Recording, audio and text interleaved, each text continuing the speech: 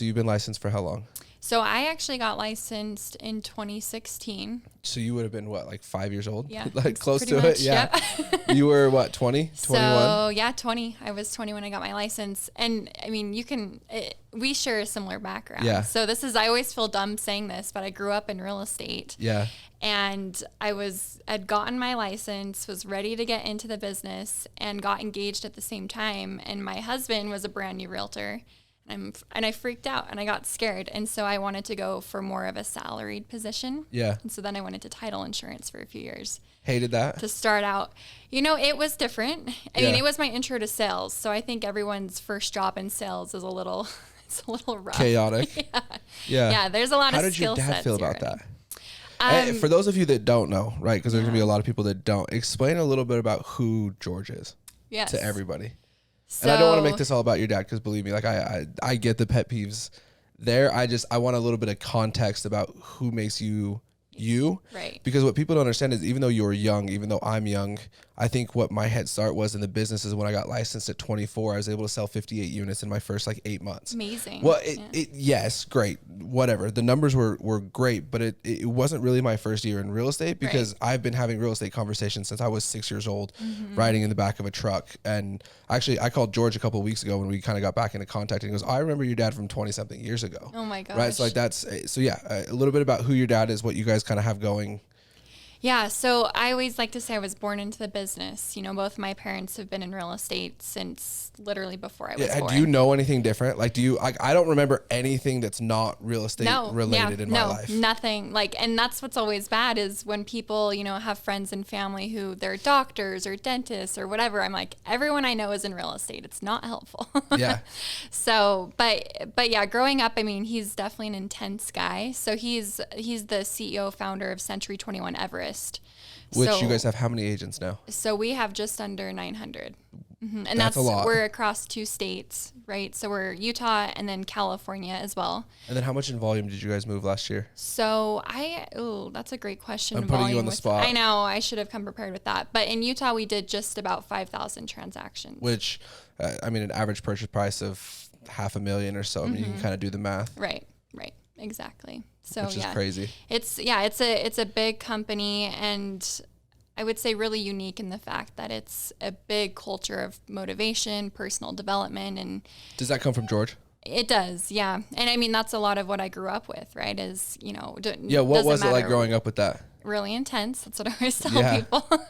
I kind of describe intense. Go a little bit deeper on that. Yeah. So and I'm also the first. So I'm the guinea pig. I'm the oldest too. Yep. Yeah. So, and he's just, it's funny to see how he does business now versus, growing up, even just as people find themselves in this industry where you get so rigid and you're so structured and you're, by the book and everything. And it's been fun to see as people grow in their experience and their confidence, they realize, oh, maybe that's not what led me to exactly being successful. So it's, it comes from a lot of who you're showing up as a person, your integrity, your discipline in terms of what you think is important to you and your goals that way. Yeah. And I think that you probably feel that even more being the daughter, right? Like, yeah, because these are the things you've been, like all of the things that Edge now stands for, right? All of the reasons why Edge has become as successful as they have, everything like that, it is who my dad has been since I was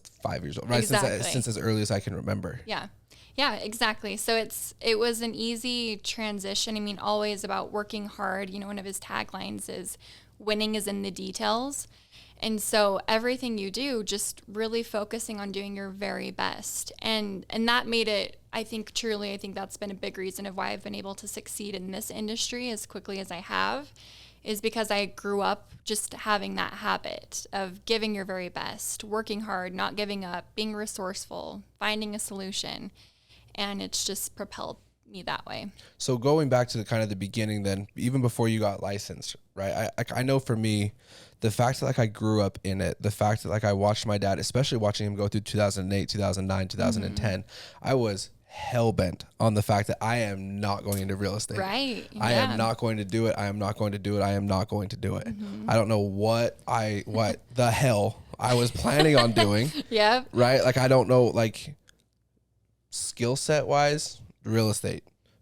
mental capacity, real estate. Like like all the boxes check real estate. I don't know, like wanted to be an attorney. Yeah, maybe. Yeah, I went through that until I went to school for like 15 minutes and I was like, hell no, right? Yeah. So I was like, this isn't it. Right. So go back a little bit, like 18, 19, coming out of high school, like trying to avoid at all costs, if you're anything like me, trying to avoid. Totally. What did life look like? Yeah. I never, ever thought I would be in real estate ever. And so I was going to school.